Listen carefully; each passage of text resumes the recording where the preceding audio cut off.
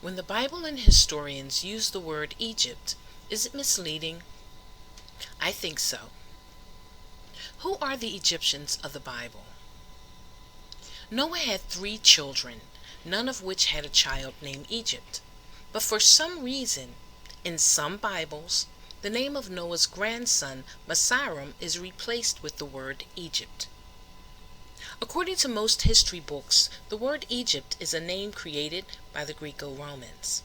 It is a translation of one of the ancient capitals of the pharaonic civilization. This name, Egypt, originates from the word Hakapata. This word can be pronounced Haki-Pata or Hakawa-Pata. It was then translated into Agipta and finally Egypt. Now that we know the origins of the word Egypt, let's take a look at the Old Testament and history. It is very probable that the tribes of Africa had a common ancestor, in the same manner as Noah was the father to 3 sons, and apparently had some differences in their culture.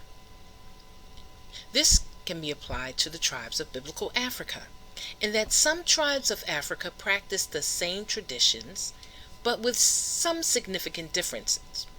One being that the older tribes leaned more towards draconian practices and older deities.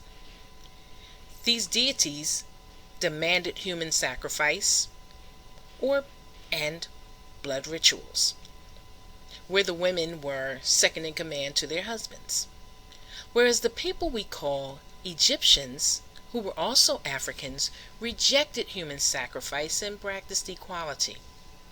At one point in history, there were 2 regions, and if you listen to the names, you can hear the names of 2 of Noah's sons, Ham or Cam and Shem.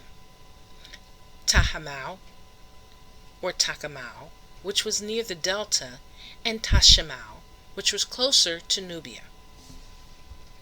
At another point in history, there were 42 nomes, meaning cities or villages, in what was called the 2 lands. There were 42 totems. That means there were probably 42 tribes, and that might be because the rulers were benevolent and allowed people with different gods to live with them. For instance, based on these totems, there may have been foreigners in the land. Tribes from India, Asia, maybe some Native Americans that were living with the Native Africans. Again, these people were benevolent, and one example of the benevolence is Abraham and the children of Israel, who were allowed to move into Africa during famines. But while in Egypt, did the tribes of Israel practice the blood rituals and draconian practices of the older tribes, or did they adopt the practices of the newer generation that we call Egyptians? So how did this region change from African rulers and African tribes to the people who are there today? During the period between the Old Testament and New Testaments, the family of Cleopatra, a group of military officers, and then the Romans became rulers of Egypt. And those events opened the door for the Macedonian Greeks and the Romans to migrate to North Africa, where they became the ruling class. But what happened to the pharaohs, their families, and the native tribes? The ancient people believed when you erased a name, you erased the existence of anything associated to that name. Is this why the original name was translated? I don't know, but it's something to consider. So when you read your Bible and you envision the Egyptians, remember, Egypt is the cradle of civilization, not Greece.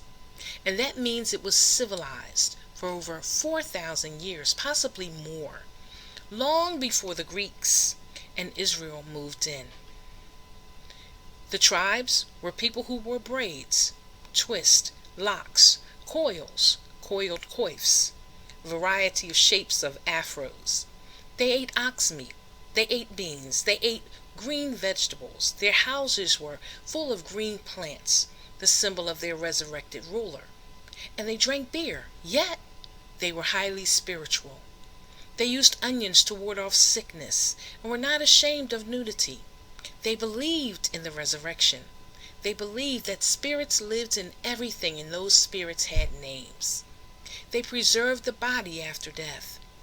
And they believed their conduct on earth would be judged by their ancestors. They are not the Egyptians of modern times. How did the pharaohs identify themselves? Did they use the term Egyptian? I don't think so. Thank you for listening, and as usual, please feel free to fact check me.